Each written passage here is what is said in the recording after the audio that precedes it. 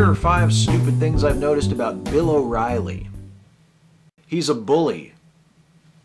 He yells over guests, he cuts people's mics, he threatened, questioned the patriotism, and attempted to intimidate the son of a 9/11 victim who questioned the justification for the Iraq War. And if you ever heard his radio show when that was on the air, you could have listened on any given day as he abused and belittled his co-host Lise Wheel, although usually in the guise of an overbearing but affectionate big brother type. Cut her mic, don't let her talk, hey, relax, I'm just giving you a hard time. But seriously, shut the fuck up. He's a sore loser. As with number 1, the pool of possible examples for this one is an embarrassment of riches, a horn of plenty of petty, if you will.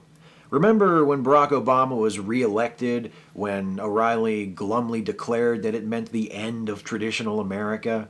Remember just this past summer when he threw a mini tantrum over the Supreme Court's ruling that struck down DOMA?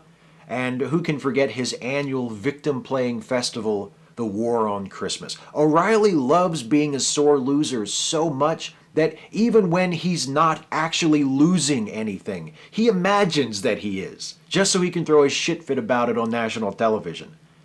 Not that he needs to lose something in order to act like an asshole on TV. He's a sore winner, too. Is there a more shameless braggart on television than Bill O'Reilly? I limit the question to television because if we expanded it to include radio, I'm pretty sure that Rush Limbaugh would have him beat. But on TV, nobody can touch Bill O'Reilly's skill and enthusiasm in the act of self-cocksucking. His show is on top of the ratings, and he is a very successful and important man, you know.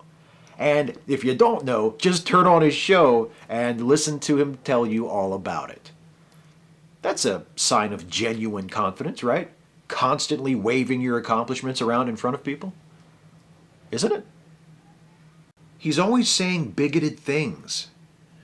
In terms of the political positions he's expressed over the years, O'Reilly is actually a bit more palatable to my tender liberal sensibilities than many of his colleagues on the right. He's not quite as nutty as Limbaugh or Hannity or Glenn Beck. It's mostly his attitude and his buffoonish egomania that make him such an asshole.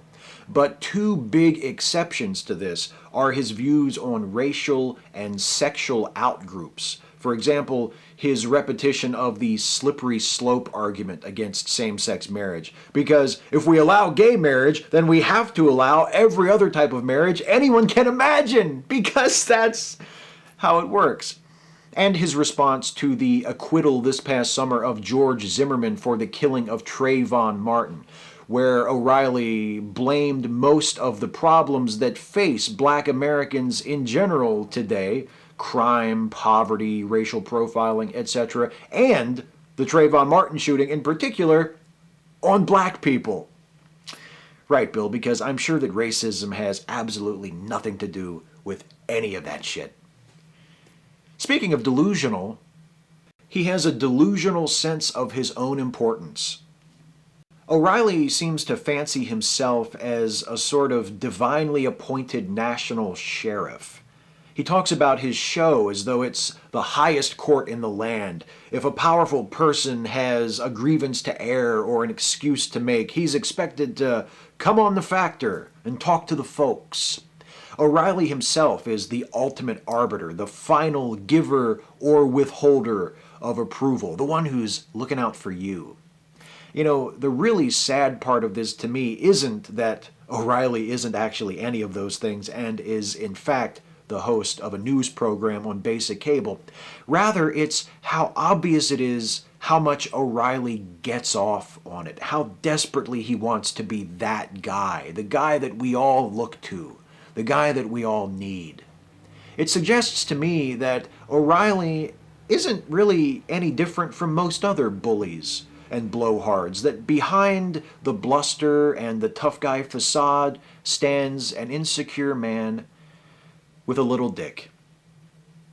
The hardest part is only picking 5. Catch you next time.